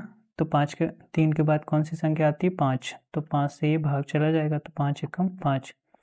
तो 30 को क्या लिख सकते हो आप? 2 गुणे 3 गुणे 5, है ना। तो सबसे पहले इस 20 एल स्क्वायर हम को लिख लेते हैं। क्या लिखेंगे? 2 गुणे 2 गुणे 5, ठीक है। और गुणे एल स्क्वायर है, मतलब एल गुणे एल हो जाएगा और एम हो जाएगा गुणा, है ना। ऐसे ही 30 ए एल एम को क्या लिख सकते हैं हम? 2 गुणे 3 गुणे 5, ठीक है, और गुणे ए गुणे एल गुणे एम, ठीक है। अब देखो कॉमन क्या क्या है, सार क्या क्या है दोनों में? ये 2 है और ये 5 है, और क्या कॉमन है? एल कॉमन है और एम कॉमन है, ठीक है। तो इतनी चीज़ें कॉमन है। एक बार लिख लेते हैं, 2 L square M plus 30 A L M बराबर, क्या कॉमन मिला हमको? 2 गुणे 5 गुणे एल, तो क्या हो जाएगा? 5 दूनी 10 और एल गुणे एम एल एम, तो 10 एल एम कॉमन हो गया। तो 10 एल एम कॉमन निकल गया। अब पहली वाली संख्या में क्या क्या बचा? ये 2 बचा है और ये एल बचा है, तो 2 एल आ गया पहली वाली संख्या से। बीच में चिन्ह का है प्लस का, तो प्लस लगा दो, ठीक है। फिर दूसरी वाली संख्या में क्या कॉमन है? ये 3 और ये ए। दूसरी वाली संख्या में क्या बचा है? ये 3 और ए बचा है ना, तो 3 गुणे ए कितना होगा? 3 ए हो जाएगा। तो दूसरी वाली संख्या में क्या बचा? 3 ए, ठीक है। तो ये हो गया हमारा गुणनखंड, ठीक है। कितना आया? 10 एल एम गुणे 2 एल प्लस 3 ए, ठीक है। सवाल नंबर 6 में 5 X square Y minus 15 X Y square, क्या आएगा? 5 X square Y minus 15 X Y square, ठीक है। तो कैसे करेंगे? इस व्यंजक में 2 पद हैं, कौन कौन से? 5 एक्स स्क्वायर वाई और दूसरा क्या है? Minus 15 X Y square. तो 5 एक्स स्क्वायर वाई को क्या लिख सकते हो? 5 गुणे एक्स गुणे वाई लिख सकते हो, है ना। एक्स 2 बार था, एक्स की घात 2 थी, इसीलिए 2 बार गुणा हुआ है, ठीक है। अब 15 एक्स वाई स्क्वायर को क्या लिख सकते हो? 15 का अगर हम अभाज्य गुणनखंड करें तो क्या होगा? सबसे पहले 2 से करें, नहीं जाएगा, है ना, तो 3 से भाग देना पड़ेगा, तो 3 पचे 15। अब ये 3 से भी नहीं जाएगा तो 5 से जाएगा, उसके बाद अगली अभाज्य संख्या 5 है, तो 5 से भाग गया, 5 एकम 5, ठीक है। तो 15 को क्या लिख सकते हो? 3 गुणे 5, ठीक है। तो इस 15 को हमने लिख दिया 3 गुणे 5, ठीक है, गुणे एक्स गुणे वाई। तो 15 को क्या लिख सकते हो? 3 गुणे 5 लिख सकते हो, एक्स का गुणा एक्स से हो गया, ठीक है। और वाई का कितनी बार गुणा हो जाएगा? 2 बार। क्यों? क्योंकि उसकी घात कितनी है? 2 है, तो 2 बार गुणा हो गया, ठीक है। अब देखो कॉमन देख लो क्या क्या है। 5 दोनों में कॉमन है, एक्स दोनों में कॉमन है और एक वाई कॉमन है, ठीक है। तो एक बार लिख लेते हैं, 5 X square Y minus 15 X Y square बराबर, क्या कॉमन दिख रहा है दोनों में? 5 गुणे एक्स गुणे वाई, तो 5 एक्स गुणे वाई कितना हो गया? एक्स वाई, और गुणे 5, तो 5 एक्स वाई कॉमन आ गया, तो 5 एक्स वाई कॉमन आ गया। तो अब जब 5 एक्स वाई कॉमन निकल गया तो पहली संख्या में क्या क्या बचा? एक्स बचा है केवल, तो एक्स लिख दिया। बीच में चिन्ह का है माइनस का, तो माइनस लगा दिया। अब दूसरी संख्या में क्या क्या बचा है? ये 3 बचा है और ये वाई बचा है, तो 3 गुणे वाई कितना होता है? 3 वाई, तो 3 वाई लिख दो, ठीक है, और ब्रैकेट बंद कर दो। तो क्या हो गया आपका गुणनखंड? 5 एक्स वाई गुणे एक्स माइनस 3 वाई, ये हो गया आपका उत्तर। अब आते हैं सवाल नंबर 7 में, क्या है? 10 a square minus 15 b square plus 20 c square, ठीक है। तो कैसे करेंगे इसका सार गुणनखंड? फिर से इसमें कितने पद हैं? 3 पद है ना इस बार, तो तीनों का अलग अलग करना पड़ेगा ना। तो 10 ए स्क्वायर, तो क्या होगा? 10 का 2 गुणे 5, तो 5 10 होता है ना, तो 2 गुणे 5 और ए कितनी बार है, 2 बार है तो 2 हो गया। ठीक है, ऐसे ही 15 बी स्क्वायर, तो 15 बी स्क्वायर के लिए क्या हो गया, 5 ही 15 है ना, तो 3 गुणे 5 हो जाएगा। ठीक है, तो 3 गुणे 5 और बी स्क्वायर है तो बी गुणे बी हो गया। ऐसे ही बी सी स्क्वायर के लिए क्या हो जाएगा, कितना हो जाएगा, 2 दूनी 4 दूनी, तो देख लेते हैं एक बार कैसे करते हैं अभाज्य गुणनखंड। 10 का कितना हो जाएगा, 2 से किया तो 2 पंचे 10, तो 5 एकम 5, तो 10 का कितना आ गया, 2 गुणे 5। ऐसे ही 15 का देख लो कितना होगा, 2 से तो ये भाग जाएगा नहीं, तो फिर अगली क्या संख्या होती है अभाज्य, 3, तो 3 से किया तो 3 पचे 15 और 5 एकम 5। ठीक है, तो 15 का क्या हो गया, 3 गुणे 5। ऐसे ही किसका, 20 का कर लो, 2 से किया तो 2 दाहम 20, फिर 2 से किया तो 2 पंचे 10, फिर 5 से किया तो 5 एकम 5। ठीक है, तो 20 का क्या होगा, तो 20 को क्या लिख सकते हैं हम, 2 गुणे 5 लिख सकते हैं ना। तो 20 सी स्क्वायर को क्या लिख सकते हैं हम, 2 गुणे 5 लिख सकते हैं, और सी स्क्वायर का मतलब सी गुणे सी। अब देखो कॉमन क्या है, क्या क्या कॉमन मिल रहा है, 2, क्या दूसरे वाले में है 2, नहीं है, है ना, तो 2 तो कॉमन नहीं है। फिर 5 को देखो, 5 तीनों में है 5, तो 5 हो गया कॉमन। और क्या कॉमन है, और कुछ भी सार्व नहीं है ना, कॉमन कुछ भी नहीं है, तो 5 बस कॉमन है। तो लिख लेते हैं 10 a square minus 15 b square plus 20 c square बराबर है, अगर 5 कॉमन निकाल लें हम तो 5 आ गया। अब पहली वाली संख्या में क्या क्या बचा है, ये 2 बचा है और ये ए गुणे ए बचा है, तो ए गुणे ए क्या होता है, ए स्क्वायर होता है, और 2 से गुणा हो गया तो 2 स्क्वायर हो गया, 2 ए स्क्वायर हो गया। ठीक है, तो 2 ए स्क्वायर हो गया। फिर बीच में चिन्ह का है क्या, माइनस को, तो माइनस लगा दो। फिर 5 बाहर निकल गया, कॉमन निकल गया, सार्व निकल गया, तो क्या बचा, 3 गुणे बी बचा, तो बी गुणे बी बी स्क्वायर होता है, और गुणे 3 क्या हो गया, 3 बी स्क्वायर हो गया। ठीक है, फिर क्या है का चिन्ह है, प्लस का, तो प्लस लगा दिया। फिर देखो क्या क्या बचा, 2 गुणे 2 4, और सी गुणे सी सी स्क्वायर, तो क्या आ गया, 4 सी स्क्वायर आ गया। ठीक है, तो यह हो गया हमारा जो है गुणनखंड। ठीक है, अब आते हैं 8वें सवाल में। -4a square plus 4ab minus 4ca कैसे करेंगे, -4a स्क्वायर लिख लिया, तो 4a स्क्वायर को हम क्या लिख सकते हैं, 4 को क्या लिख सकते हैं, 2 गुणे 2 लिख सकते हैं। ए स्क्वायर को क्या लिख सकते हैं, ए गुणे ए लिख सकते हैं। अब देखो यहाँ पे माइनस चिन्ह है, तो माइनस चिन्ह के लिए मैंने बताया था कि क्या करते हैं, -1 लिख लेते हैं ना लास्ट में गुणा करके। फिर है 4ab, तो 4ab के लिए क्या करेंगे हम, 4 को वही 2 गुणे 2 लिख देंगे, और ए बी को ए गुणे बी लिख देंगे। ठीक है, ऐसे ही है 4ac, ऐसे ही है 4ca, तो क्या करेंगे 4ca के लिए 2 गुणे 2 कर देंगे और c गुणे a कर लेंगे। अब देखो दोनों में तीनों में क्या कॉमन दिख रहा है, 2 दिख रहा है कॉमन, है ना, दूसरा भी 2 कॉमन दिख रहा है, और क्या कॉमन दिख रहा है, a कॉमन दिख रहा है, देखो तीनों में a कॉमन दिख रहा है। ठीक है, तो एक बार लिख लेते हैं, -4a square plus 4ab plus 4 -4ca। ठीक है, तो देखो 2 गुणे 2 4, और 4 गुणे 4a हो जाएगा, तो 4a को अगर हम बाहर निकाल लें तो पहली वाली संख्या से क्या बचा, a गुणे -1 बचा, तो a गुणे -1 क्या होगा, इसका साइन प्लस का है, इसका साइन माइनस का है, तो a गुणे 1 क्या होगा, a होगा, जैसे 2 गुणे 1 क्या होता है, 2 होता है ना, वैसे ही 1 गुणे 1 क्या होगा, a होगा।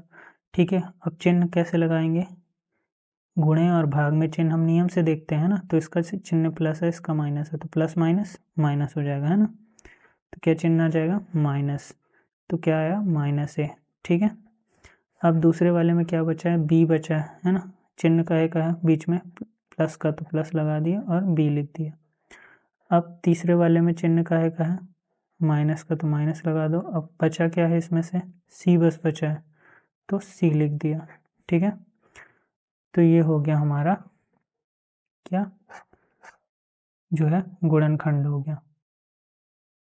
अब आते हैं सवाल नंबर 9 में, X square Y Z plus X Y square Z plus X Y Z square कैसे करेंगे। 3 पद इसमें भी हैं, है ना, तो तीनों पद का पहले अलग अलग सार गुणनखंड कर लेते हैं। एक्स स्क्वायर वाई जेड को क्या लिख सकते हो आप, एक्स गुणे वाई गुणे जेड लिख सकते हो, है ना। ठीक है, ऐसे ही एक्स वाई स्क्वायर जेड को क्या लिख सकते हो आप, एक्स गुणे वाई गुणे जेड लिख सकते हो। ठीक है, ऐसे ही एक्स वाई जेड स्क्वायर को क्या लिख सकते हो आप, एक्स गुणे वाई गुणे जेड लिख सकते हो। ठीक है, अगर आप देखो तीनों में क्या कॉमन दिख रहा है, एक्स कॉमन दिख रहा है, वाई और वाई कॉमन दिख रहा है, जेड और जेड कॉमन दिख रहा है। ठीक है, तो एक बार लिख लेते हैं, X square Y Z plus X Y square Z plus X Y Z square बराबर कितना हो जाएगा। अगर हम तीनों में देखें एक्स वाई जेड कॉमन है, तो एक्स वाई जेड को कॉमन निकाल लिया, तो पहली संख्या से क्या बचा, एक्स बचा है, तो एक्स लिख लिया। बीच में चिन्ह का है प्लस का, तो प्लस लगा दो। दूसरी संख्या से क्या बचा है, वाई, तो वाई लिख लो। फिर काय का चिन्ह है प्लस का, तो प्लस लगा दो। फिर तीसरी संख्या से क्या बचा, जेड बचा है, तो जेड लिख दो और ब्रैकेट बंद कर दो। तो ये हो गया हमारा गुणनखंड। अब आते हैं सवाल नंबर 10 में। क्या है सवाल number 10, a x square y plus b x Y square plus c x Y z. तो यहाँ पे भी 3 पद हैं हमारे व्यंजक में, तो अलग अलग क्या कर लेते हैं, उनका गुणनखंड कर लेते हैं। तो a गुणे एक्स स्क्वायर वाई को क्या लिख सकते हो, a गुणे एक्स गुणे वाई लिख सकते हैं।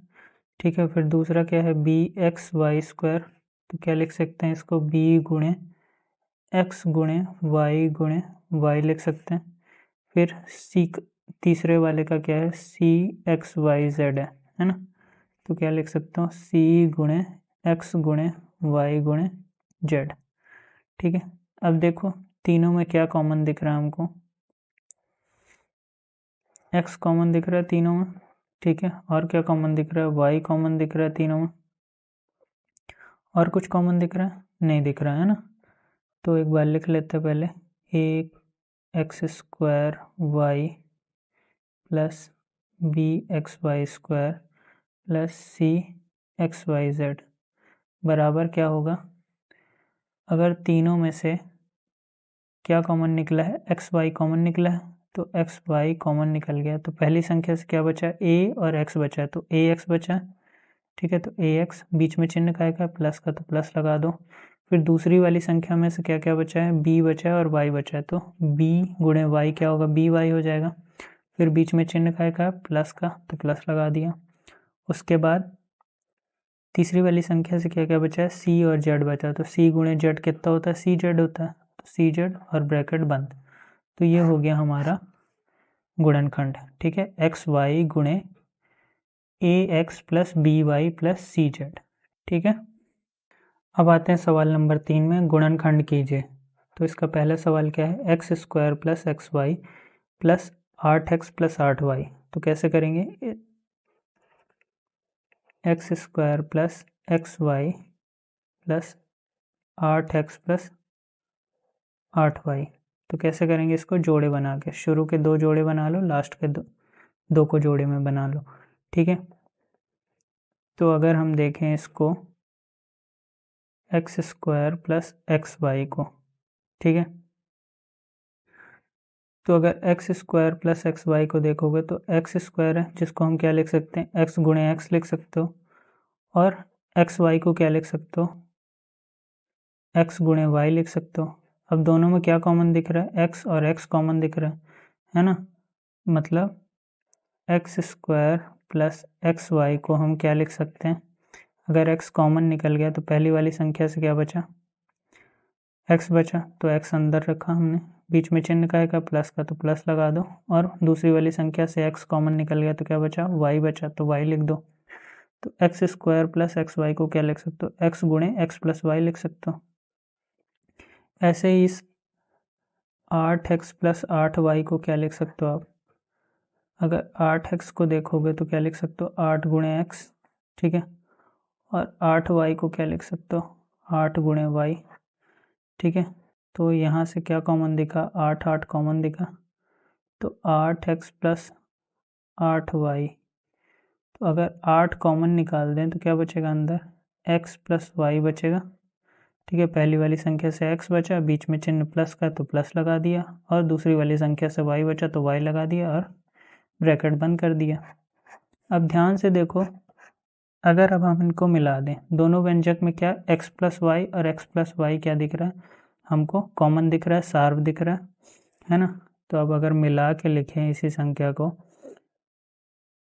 X square plus X Y plus 8x plus 8y, तो कैसे करेंगे आगे, इस X square plus X Y की जगह क्या लिख सकते हो, एक्स गुणे एक्स प्लस वाई लिख सकते हो, बीच में चिन्ह का आएगा प्लस का तो प्लस लगा दो। इस 8x प्लस 8y की जगह पे क्या लिख सकते हो, ठीक है।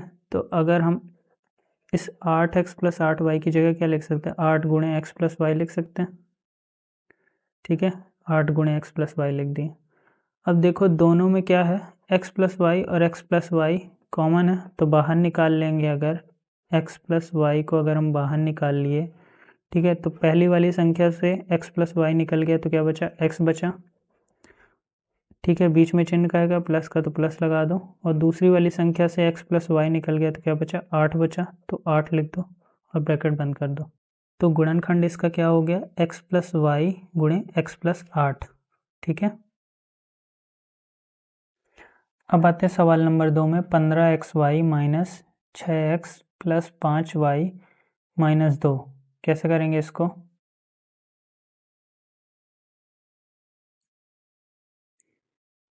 तो शुरू के दो जोड़े और लास्ट के दो जोड़े, ठीक है, तो करते हैं 15xy माइनस 6x और 5y माइनस 2, ठीक है। तो 15xy को क्या लिख सकते हो, 15xy बराबर 15 के का अगर अभाज्य गुणनखंड करेंगे तो कैसा होगा, 3 गुणे 5, 3 पचे 15, ठीक है, गुणे x गुणे y, ठीक है। ऐसे ही 6x का क्या हो जाएगा, 6x का हो जाएगा 2 गुणे 3 गुणे x। अब देखो कॉमन क्या क्या दिख रहा है, ये 3 दिख रहा है और x दिख रहा है ना। तो क्या हो गया, 15xy माइनस 6x बराबर, अगर दोनों में से कॉमन निकालें तो क्या कॉमन निकल रहा है, 3 गुणे एक्स, 3x कॉमन निकल रहा है, तो पहली वाली संख्या में क्या बचा, 5 और y बचा, तो 5 गुणे वाई 5y हो गया, बीच में चिन्ह का आएगा माइनस का तो माइनस लगा दो, और क्या बचा, 2 बचा है तो 2 हो गया, ठीक है।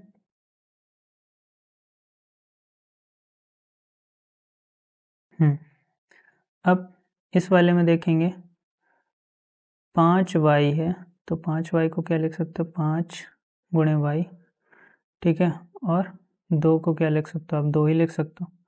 अब देखो इनमें कुछ भी कॉमन नहीं दिख रहा है ना, तो जब कुछ भी कॉमन नहीं होता तो मैंने पहले ही बताया था क्या कॉमन निकालते हैं, एक कॉमन निकालते हैं, ठीक है। तो यहाँ से क्या आ जाएगा, 5y माइनस 2 से क्या कॉमन निकाल लोगे आप, एक को कॉमन निकाल लो और अंदर क्या बचेगा, 5y माइनस 2 बचा, ठीक है। अब हमारा सवाल क्या था, 15xy minus 6x plus 5y minus 2।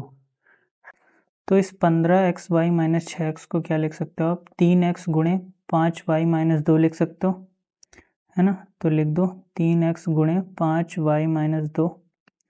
ठीक है, बीच में चिन्ह का आएगा प्लस का, प्लस लगा दो। इस 5y माइनस 2 को क्या लिख सकते हो? 1 गुणे 5y माइनस 2 लिख सकते हो। तो 1 गुणे 5y माइनस 2 लिख दिया हमने। ठीक है, अब देखो इसमें 5y माइनस 2 और 5y माइनस 2 दोनों संख्या में क्या है? सार व कॉमन है, तो इनको बाहर निकाल दो। तो 5y माइनस 2 अगर बाहर निकल गया तो पहली संख्या से क्या बचा? ये 3x बचा, तो 3x आ गया। ठीक है, बीच में चिन्ह का आएगा प्लस का, तो प्लस लगा दो। दूसरी संख्या से क्या बचा? 1 बचा है, तो 1 लिख दो और ब्रैकेट बंद कर दो। तो ये हो गया आपका गुणनखंड, है ना। 5y माइनस 2 गुणे 3x प्लस 1। ठीक है, अब आते हैं सवाल नंबर 3 में, जो कि है ax plus b x minus a y minus b y. ठीक है, फिर से दो दो के जोड़े बना लो। अब थोड़ा सा हम इसको डायरेक्ट करने की कोशिश करते हैं। कैसे करेंगे? देखो, शुरू के दोनों पद में, मतलब जो व्यंजक आपको दिख रहा है जोड़े में हमने बना दिया व्यंजक को। अब दोनों पद में हमको क्या कॉमन दिख रहा है? ये x और x कॉमन दिख रहा है। तो अगर हम x को बाहर निकाल लें तो पहली वाले में से अगर हमने x बाहर निकाल दिया तो a बचेगा, तो a लिख दिया। फिर बीच में चिन्ह का आएगा प्लस का, तो प्लस लगा दो। और दूसरे वाले में से x बाहर निकाल दिया तो क्या बचेगा? b बचेगा, तो b लिख दिया और ब्रैकेट बंद कर दो। फिर चिन्ह का है माइनस का, तो माइनस लगा दो अंदर। अब इन दोनों पद में देखो क्या कॉमन दिख रहा है? y और y कॉमन दिख रहा है, तो y को बाहर निकाल दो। ठीक है, अगर हमने y को बाहर निकाल दिया तो यहाँ से क्या बचा? ठीक है, तो देख रहे हो यहाँ पे हमने माइनस वाई बाहर निकाल दिया है। ठीक है, अगर हम माइनस वाई बाहर निकाल देंगे तो अभी मैंने बताया था कि जब भी हम माइनस चिन्ह को भी बाहर निकाल देते हैं तो अंदर वाली संख्या प्लस में बदल जाती है, मतलब एक इसमें बदल जाएगा प्लस में। ठीक है, ऐसे इसमें से भी माइनस वाई बाहर निकल गया है तो क्या बचेगा? ये भी प्लस में बदल जाएगा, है ना, क्योंकि आपको पता है कि माइनस प्लस मिलके क्या बनाते हैं? माइनस बनाते हैं ना। तो अगर मैं इस माइनस से इस माइनस को बाहर निकाल दूँ, मतलब इस माइनस को बाहर निकाल दूंगा तो क्या बचेगा? प्लस ही तो बस बचेगा, है ना। क्या बचेगा? केवल प्लस बचेगा, इसीलिए अंदर प्लस आ जाता है ना। तो क्या हो गया? प्लस आ गया और बी आ गया, है ना। अब देखो ध्यान से, यहाँ पे a प्लस बी और a प्लस बी समान है दोनों में, मतलब कॉमन है। तो a प्लस बी को बाहर निकाल दो। तो a प्लस बी बाहर निकल गया तो पहली संख्या से क्या बचा? x बचा, तो x बचा। और दूसरी संख्या से क्या बचा? माइनस वाई, तो माइनस वाई और ब्रैकेट बंद कर दो। तो ये हो गया आपका गुणनखंड, है ना। क्या हो गया गुणनखंड? a प्लस बी गुणे x माइनस वाई। ठीक है,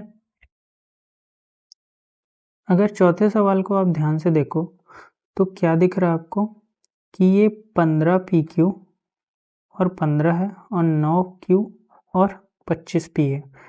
मतलब ये जो है एक बढ़ती हुई जो है क्रम में नहीं लिखा हुआ है। तो इसके लिए हमको क्या करना पड़ेगा? इसको थोड़ा सा क्या करना पड़ेगा? बढ़ते हुए क्रम में या घटते हुए क्रम में जमाना पड़ेगा, ताकि क्या हो, हमको हल करने में आसानी हो। हमको इस व्यंजक को एक मानक रूप में जमाना पड़ेगा। तो मानक रूप में जमाने के लिए हम क्या करते थे? सबसे पहले घात वाली संख्या लिखते थे, फिर जो है 2 चर राशि वालों को लिखते थे, फिर एक चर राशि वाले को पद को लिखते थे, है ना। तो कैसे लिखेंगे इसको? पहले तो यहाँ पे देख लेते हैं, घात वाली संख्याएं हैं नहीं है ना। तो फिर क्या करेंगे? हम चर राशि वालों को लिखेंगे, है ना। तो 2 चर राशि वालों को पहले लिख लेते हैं, तो क्या है? 15 PQ। फिर क्या लिखेंगे? 9Q लिखें कि 25P लिखें? तो आप जानते हो ABCD में P पहले आता है, तो P वाला लिख लेते हैं पहले, है ना। तो 25P, फिर आता है 9Q, ठीक, फिर आता है 15। ठीक है, अब ये जमा दिया हमने, एक मानक रूप में जमा दिया है हमने इसको, ठीक है। तो फिर शुरू की 2 संख्या और लास्ट की 2 संख्या को हम क्या करते हैं, जोड़े में ले लेते हैं। अब देखो इस 15 और 25 में अगर हम ध्यान से देखें तो क्या हमको कॉमन दिखेगा, है ना। अगर हम डायरेक्ट करने की कोशिश करें तो 15 और 25 में हमको क्या कॉमन दिखेगा, तो देखो 5 के पहाड़े में 15 आता है, 5 के पहाड़े में 25 आता है, ठीक है। मतलब दोनों में क्या हमको कॉमन दिख रहा है, 5 दिख रहा है, मतलब 5 को हम बाहर निकाल सकते हैं, ठीक है। और क्या कॉमन दिख रहा है, P और P, दोनों में P भी है तो P को भी बाहर निकाल दो। अब ब्रैकेट के अंदर तो क्या करेंगे हम, इस 5 को देखो, 5 के पहाड़े में 15 का बार आता, 3 बार में, तो अंदर क्या आ जाएगा, 3 आ जाएगा, तो 5 3 15, ठीक है। क्योंकि हमने 5 बाहर निकाल लिए ना इस 15 में से, तो 15 में से अगर 5 बाहर निकाल गया तो अंदर क्या बचेगा, 3 ही तो बचेगा ना, 5 3 15 तभी तो बनेगा, ठीक है। अब P भी बाहर निकाल लिया तो क्या बचा होगा, केवल Q बचा होगा, तो Q हो गया, ठीक है। फिर प्लस का चिन्ह, अब इस 25 में से 5 जो है हमने बाहर निकाल लिया, तो 5 का पहाड़ा पढ़ो, 25 कितनी बार में आएगा, 5 बार में, मतलब 5 गुणे 5 करोगे तो 25 आ जाएगा, है ना। मतलब क्या आएगा अंदर, 5 बस बचेगा, है ना, 5 25 होता है क्योंकि। अब P भी बाहर निकल गया, तो P बाहर निकल गया तो और कुछ नहीं आएगा अंदर, है ना, तो 5 आ गया। ऐसे ही दूसरी वाली संख्या में देखो, प्लस इस 9 और 15 में क्या समान दिख रहा है आपको, कॉमन क्या दिख रहा है, 3 का पहाड़ा पढ़ने में 9 आता है और 3 का पहाड़ा पढ़ने में 15 आता है, मतलब 3 कॉमन है, ठीक है। तो 3 तिकाई 9 और 3 पचे 15, मतलब 3 बाहर निकाल सकते हो आप, और कुछ बाहर निकाल सकते हो, Q, दोनों में Q तो है ही नहीं, तो Q बाहर नहीं निकलेगा, केवल 3 बाहर निकलेगा, ठीक है। तो पहली संख्या से हमने 3 को बाहर निकाल लिया, तो 3 के पहाड़े में 9 कितनी बार में आता है, 3 बार में, तो अंदर क्या बचेगा, 3 बचेगा और Q बचेगा, है ना, ठीक है। अब दूसरी संख्या के बीच में क्या है चिन्ह, प्लस का है तो प्लस लगा दो। अब 15, 3 के पहाड़े में 15 कितनी बार में आता है, 5 बार में, तो 3 पचे 15, ठीक है। अब ध्यान दोगे कि 3Q + 5 और 3Q + 5 दोनों में क्या है, कॉमन है, हाँ, दोनों में कॉमन है, तो 3Q + 5 को बाहर निकाल लो, क्या होगा, 3Q + 5 अगर बाहर आ गया तो पहली वाली संख्या से क्या बचा, 5 भी बचा,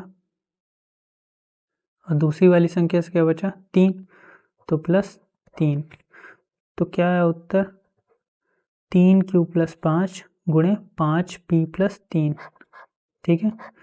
ये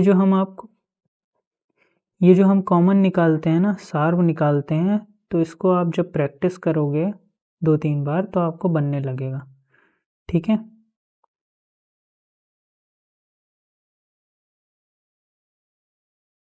अब आते हैं सवाल नंबर 5 में, ठीक है। इसको भी क्या करें हम, देखो ये भी एक मानक रूप में नहीं जमा हुआ है ना, तो सबसे पहले इनको मानक रूप में जमा लेते हैं अच्छे से। तो कैसे होगा, सबसे पहले आ जाएगा -xyz, फिर क्या आएगा, +7xy, फिर आएगा +z -7, ठीक है। तो क्या करें, शुरू के 2 जोड़े बना लें और लास्ट के 2 जोड़े बना लेते हैं, ठीक है। क्यों इसको हमने -xyz को पहले क्यों लिखा, क्योंकि 3 चर राशि वाले को पहले लिखेंगे, फिर 2 चर राशि वाले को, फिर 1 चर राशि वाले को, फिर जो है हम किसको लिखेंगे, अचर राशि को लिखेंगे, ठीक है ना, इसलिए पहले आ गया। अब आप ध्यान से देखो कि इन दोनों संख्याओं में xy और xy दोनों में कॉमन है ना, सार्व है, तो xy को हम बाहर निकाल सकते हैं, है ना। तो xy को बाहर निकाल लिया तो पहली वाली संख्या से क्या बचा, माइनस, और ये z बचा, तो मतलब क्या बचा, -z बचा, और क्या बचा है, दूसरी वाली संख्या से क्या बचा, 7 बचा, बीच में चिन्ह का है, प्लस का है, ठीक है, तो प्लस लगा दिया, और दूसरी वाली संख्या से 7 बचा है केवल, तो 7 आ गया, ठीक है। अब यहाँ से देखो, इन दोनों में देखो कि इन दोनों पद में कुछ भी कॉमन नहीं है, जब कुछ भी कॉमन नहीं होता मतलब क्या कॉमन होता है, एक कॉमन होता है ना, बताया हमने, तो एक कॉमन हो गया, और अंदर क्या आ जाएगा, जेड माइनस 7 आ जाएगा। ठीक है,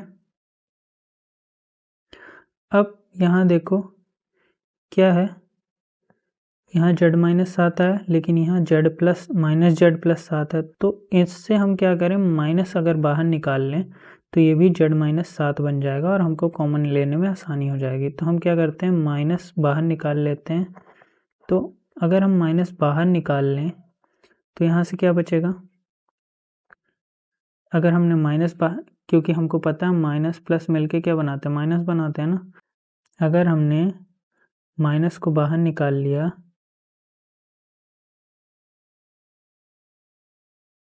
अगर हमने माइनस को बाहर निकाल लिया तो वहाँ क्या बचेगा, प्लस ही तो बचेगा, है ना। तो यहाँ हो गया प्लस। अब अगर हमने प्लस को बाहर निकाल लिया तो क्या बचेगा, माइनस बचेगा। ठीक है, तो क्या आ गया यहाँ पे, माइनस आ गया, -7 और प्लस 1 जेड माइनस 7। ठीक है, ऐसा हम क्यों कर रहे हैं, क्योंकि यहाँ पे देखो जेड माइनस 7 है और यहाँ पे है माइनस जेड प्लस 7 है, तो इसको भी हमको क्या बनाना है, जेड माइनस 7 की तरह बनाना है। इसीलिए हमको माइनस अगर हम बाहर निकाल लें तो ये क्या बन जाएगा, जेड माइनस 7 बन जाएगा। ठीक है, इसलिए ऐसा कर रहे हैं। अब देखो जेड माइनस 7 कॉमन है, तो दोनों से जेड माइनस 7 को बाहर निकाल लो। जेड माइनस 7 को जब बाहर निकालोगे तो क्या बचेगा, अंदर माइनस एक्स वाई बचेगा और प्लस 1 बचेगा। ठीक है, अब इसको एक तरीके से और लिख सकते हो, इस वाले जो व्यंजक है इसको एक तरीके, ये वाला तो ऐसे ही लिखा जाएगा जेड माइनस 7, और इसको क्या लिख सकते हो, 1 को पहले लिख दो और एक्स वाई को बाद में लिख दो, तो क्या आ जाएगा, 1 माइनस एक्स वाई। ये हो गया आपका गुणनखंड। तो यहाँ पे आपकी प्रश्नावली 12.1 समाप्त होती है। अगर आपको ये वीडियो पसंद आई है तो वीडियो को लाइक करें और चैनल को सब्सक्राइब करें। धन्यवाद।